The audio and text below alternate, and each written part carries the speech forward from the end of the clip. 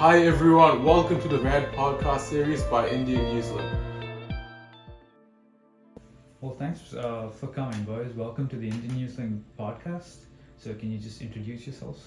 Hey guys, so we're Wright. I am Tomas, the Marketing and Sales Director of Wright. This is Sam, the Communications Director of Wright. And in this episode, we'll be talking about dementia and what it is.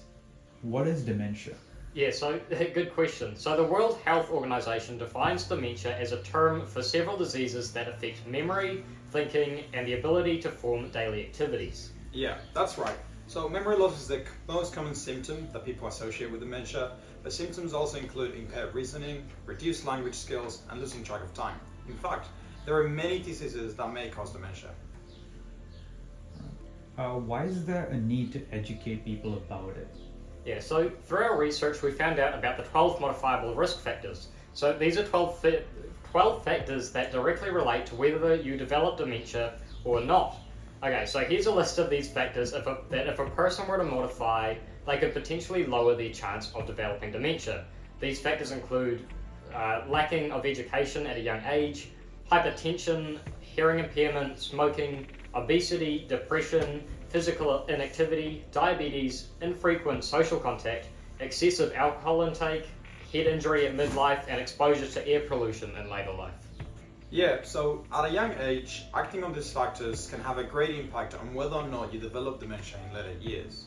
But of course, they will still have an impact even when you act on them if you're older.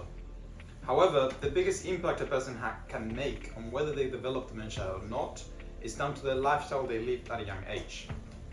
Hence why it is so crucial that we educate the youth about this. As I like to say, you can't make a change unless you know that there is a problem. Alright, so what do you think would be shocking for the youth to hear about dementia?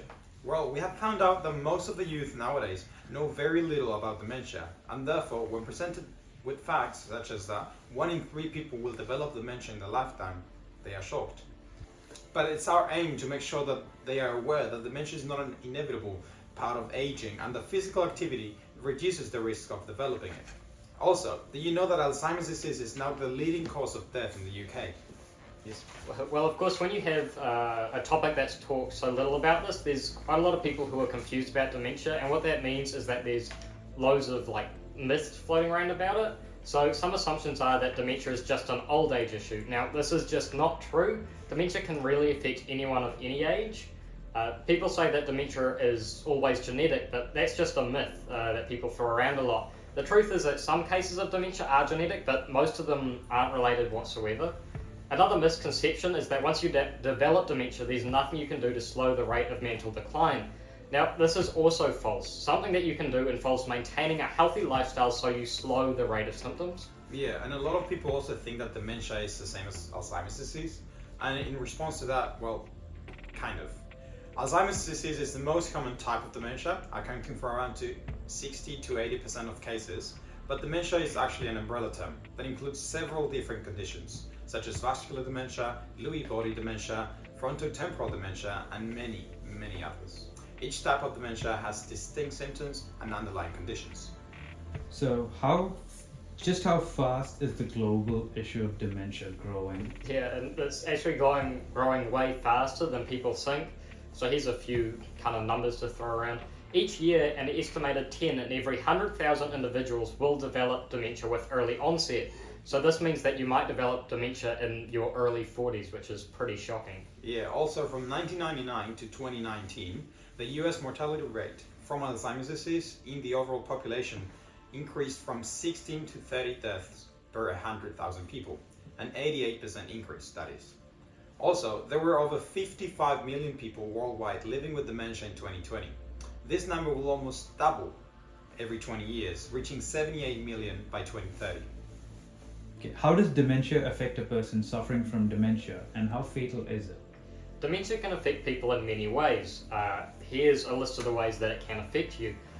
Memory impairment is one of the most prominent symptoms of dementia. This can heavily affect a person's day-to-day ability to function.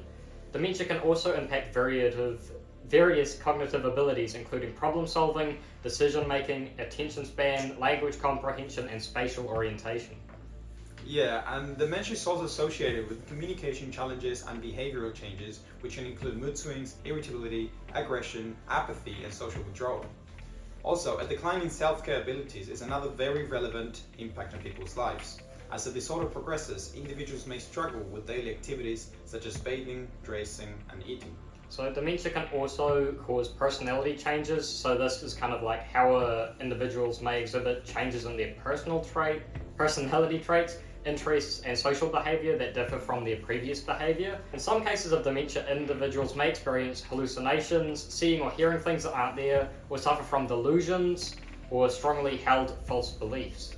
Yeah, and all of these symptoms not only affect the individual suffering from the condition, they can also have a huge impact on the people around them, the family and their friends. On to the question about how fatal dementia is. So dementia itself is not considered a direct cause of death. However, it significantly increases the vulnerability to other health complications, such as infections like pneumonia, or complications related to immobility like pressure ulcers. And these secondary complications can ultimately lead to a decreased quality of life and in some cases a shorter lifespan. Thank you guys for tuning in. We have been rad. You guys have been great. Hope you guys tune in next time to find out more.